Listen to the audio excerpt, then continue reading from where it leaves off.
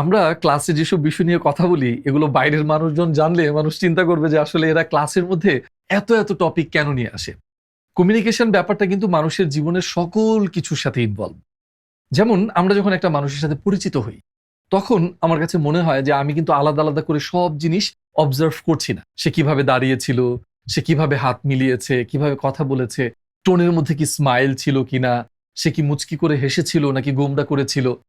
এই প্রত্যেকটা জিনিস কি আলাদা করে জিজ্ঞেস করলে বেশিরভাগ মানুষ বলতে পারবে না যে ওই মানুষটা ঠিক কি ধরনের অ্যাপিয়ারেন্স ছিল, তার শরীরী ভাষা কি ছিল, এই ব্যাপারগুলো এক্সপ্লেইন করতে পারবে না। কিন্তু সে শুধু ভাইবটা কিন্তু ঠিকই পায়। এই সব কিছু থেকে সে সিদ্ধান্তে উপনীত হয়, মনে মনে চিন্তা করে লোকটা মনে হয় সুবিধার না, এই লোকটা কেমন জানি ভাল লাগে না। ওই এক্সপ্লেইন করতে পারে না যে আসলে কেন ভাল লাগে না, কারণ তার কাছে এই তথ্যগুলো নেই যেগুলো তার মস্তিষ্ক আলাদা আলাদা আলাদা করে ঠিকই নোটিস করেছে এবং একটা সারমর্ম বা একটা উপসংহারে ঠিকই তাকে নিয়ে এসেছে, একটা সিদ্ধান্তে উপনীত হয়েছে যে এই জায়গা থেকে আমি পজিটিভ ভাইবটা পাইনি, লোকটাকে আমার ঠিক সুবিধার মনে হচ্ছে না। কিন্তু এই যে পুরো ছবিটা আপনার ওই মানুষটার মনে আঁকা হলো, এগুলো কিন্তু আপনি চাইলে নিয়ন্ত্রণ করতে পারেন। আপনি যখন এই ছোট ছোট বিষয়গুলোকে গুরুত্ব দেওয়া শুরু করবেন, ভাবা শুরু করবেন যে আমার দাঁড়ানোর যে ভঙ্গিটা আছে সেটা কি ঠিক কিনা, যখন কি আপনার সাথে হাত মিলাচ্ছে আপনি কি বসেই হাত মিলালেন নাকি উঠে দাঁড়িয়ে হাত মিলালেন, তখন কি আপনি হাসছিলেন কিনা, এই ছোট ছোট ব্যাপারগুলো অনেক অনেক ম্যাটার করে। তো এই জন্য রিক্সাওয়ালার ব্যাপারও আমাদের এই ক্লাসের টপিক হয়ে ওঠে। যখন জিজ্ঞেস করি মামা যাবেন নাকি, ওই রিক্সাওয়ালা যদি ইগনোরও করে বা যদি ডিনায়ও করে, হেসে করে বা ভালোভাবে করে, মামা যাবো নাকি, এটাতে দেখা যায় আরেক ধরনের রেসপন্স আসে। এই যে যখন আমাদের ভয়েসের প্রজেকশন, থ্রোয়িং, আন্তরিকতা, সুর, স্বর সবকিছু চেঞ্জ হয়ে যাচ্ছে, এই বেটা যাবি, এটা আরো একটা অন্য ধরনের ইমপ্রেশন ক্রিয়েট করে।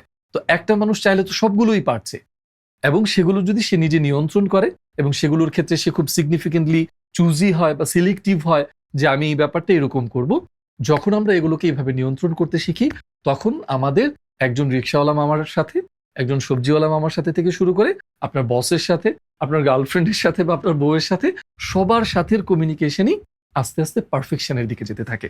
তখন কমিউনিকেশন রিলেটেড যে জীবনে যত ধরনের প্যারা আমরা খাই, যত ধরনের সমস্যায় আমরা ভুগি, সেগুলো আসলে কমে যেতে শুরু করে।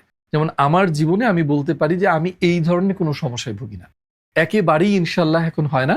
আল্লাহ তাআলার কাছে আমি শুকরিয়া আদায় করি যে ছোট ছোট যত ধরনের সমস্যা আছে আমি সেগুলোকে যখন আইডেন্টিফাই করি বা সার্চ করি তখন দেখি যে এগুলোর পেছনে কমিউনিকেশনের কোনো ভুল ছিল না, এবং যে সমস্যাগুলো তৈরি হয় আমি আমার কমিউনিকেশন স্কিল দিয়ে সেগুলো থেকে বরং বের হয়ে আসি। কোনো একটা কারণে আমার কোনো একটা কাজ ভালো হয়নি, সেটা নিয়ে ধরেন আমার একটা ক্লায়েন্ট বা আমার বস বা যার জন্য কাজটা করছি সে পছন্দ করলো না, সে আমার সাথে যখন কথা বলে তখন সে তার বিরক্তি বা অপছন্দের বিষয়টা তিক্তভাবে প্রকাশ করতে পারে না। আমি তাকে এতটাই নিয়ন্ত্রণ করতে পারি থ্রু মাই কমিউনিকেশন স্কিল। সো আমি যখন তার সামনে গিয়ে দাঁড়াই, আমি যে তার কাছে আমার ছবিটা তৈরি করেছি, আমার যে ইমেজ, আমার যে ইমপ্রেশন ক্রিয়েট করেছি সেটা এরকম থাকে, তার বিরক্তি যদি অন্যদের কাছে প্রকাশ করে থাকে এই পরিমাণ, যখন আমার কাছে আসে তখন কথাটা হয়ে যায়, ভাই ভিডিওটা একটু যদি দেখতেন আর একটু যদি কিছু করা যায়। কিন্তু অন্যদের কাছে ব্যাপারটা ছিল কি বানিয়েছে এটা, কিন্তু কিছুই হলো না, ধর এটা কোনো কাজ হয়েছে নাকি। সো ওই জায়গা থেকে এই যে এই জায়গা পর্যন্ত তাকে নিয়ে আসা, এটাই হচ্ছে তার কাছে আমার ইমপ্রেশন, যেটা আমি আমার সার্বিক উপস্থাপন, আমার কথা বলা, আমার শরীরী ভাষা, আমার সবকিছু দিয়ে আমি তার কাছে তৈরি করেছি বা তার মধ্যে, তার মস্তিষ্কে, তার মনে আমি সৃষ্টি করেছি। This is the power of effective perfect communication skill.